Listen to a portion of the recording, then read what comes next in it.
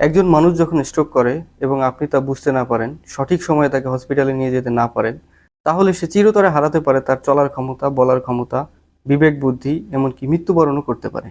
তাই প্রিয় দর্শক, আপনারা যাতে আপনাদের আপনজনদের খেয়াল রাখতে পারেন সেজন্য আমরা আজকে ছোট্ট করে আলোচনা করব স্ট্রোক কি, কি কি কারণে স্ট্রোক হয়, কিভাবে বুঝবেন একজন মানুষের স্ট্রোক হয়েছে কিনা, কিভাবে আমরা স্ট্রোক থেকে বাঁচতে পারি। স্ট্রোক হচ্ছে এমন একটা কন্ডিশন যেখানে আমাদের মস্তিষ্কের রক্তনালিকাগুলো ফেটে গিয়ে রক্তক্ষরণ হয়, অথবা মস্তিষ্কের সূক্ষ্ম নালীগুলো ব্লক হয়ে একটা নির্দিষ্ট অংশের রক্ত সঞ্চালন বন্ধ হয়ে সেই অংশটা নষ্ট হয়ে যাওয়া।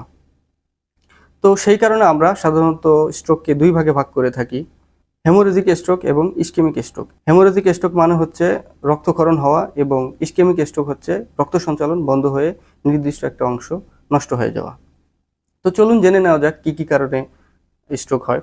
স্ট্রোকের বিভিন্ন ধরনের কারণ আছে, তার মধ্যে অনিয়ন্ত্রিত উচ্চ রক্তচাপ, ধূমপান, মদ্যপান, অনিয়ন্ত্রিত ডায়াবেটিস, হার্টের কিছু জটিলতা, রক্তের ঘনত্ব অনেক বেড়ে যাওয়া যেমন পলিসাইথেমিয়া, সিকেল সেল অ্যানিমিয়া।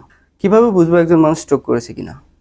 তো মানুষ চিনতে না পারা, ভুলভাল বলা, মুখ বেঁকে যাওয়া বা মুখে কথা জড়িয়ে যাওয়া, এক পাশ বা উভয় পাশের হাত বা পা অবশ হয়ে আসা বা দুর্বল ফিল করা, হাত পা অতিরিক্ত কাঁপাকাঁপি করা, দাঁড়াতে না পারা বা পড়ে যাওয়া, এবং চোখে দেখতে সমস্যা হওয়া বা চোখে দেখতে না পারা।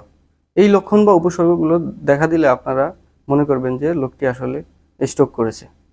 তো স্ট্রোক পরবর্তী আপনার করণীয় কি? স্ট্রোক পরবর্তী আপনার করণীয় হচ্ছে একটাই, যত তাড়াতাড়ি সম্ভব আপনার প্রিয়জনকে হসপিটালে নিয়ে যাবেন। মনে রাখবেন, যত তাড়াতাড়ি হসপিটালে নিয়ে যাবেন ক্ষতির পরিমাণ ততই কম হবে। তো চলুন এখন জেনে নেওয়া যাক কিভাবে আমরা স্ট্রোক থেকে বাঁচতে পারবো। তো স্ট্রোক থেকে বাঁচার জন্য আমাদের সাধারণত ওই বিষয়গুলোর উপরেই লক্ষ্য রাখতে হবে যেগুলোর কারণে স্ট্রোক হয়ে থাকে। যেমন অনিয়ন্ত্রিত উচ্চ রক্তচাপ, এটাকে আমাদের নিয়ন্ত্রণে রাখতে হবে। ডায়াবেটিসকে নিয়ন্ত্রণে রাখতে হবে। উচ্চ কোলেস্টেরল যাতে না হয় শরীরে, সেজন্য লক্ষ্য রাখতে হবে। কম চর্বিযুক্ত খাবার খেতে হবে। বাইরের ফাস্টফুড খাওয়া যাবে না। অতিরিক্ত চর্বিযুক্ত ফাস্টফুড যেমন গ্রিল, নান, কাবাব এগুলো খাওয়া যাবে না। এবং অনেক বেশি পরিমাণে শাকসবজি খেতে হবে। তাহলেই দেখা যাবে যে আমরা স্ট্রোক থেকে বাঁচতে পারবো। প্রিয় দর্শক, আজ আর নয়, এ পর্যন্তই। আবার দেখা হবে অন্য কোনো ভিডিওতে, অন্য কোনো বিষয় নিয়ে। আসসালামু আলাইকুম।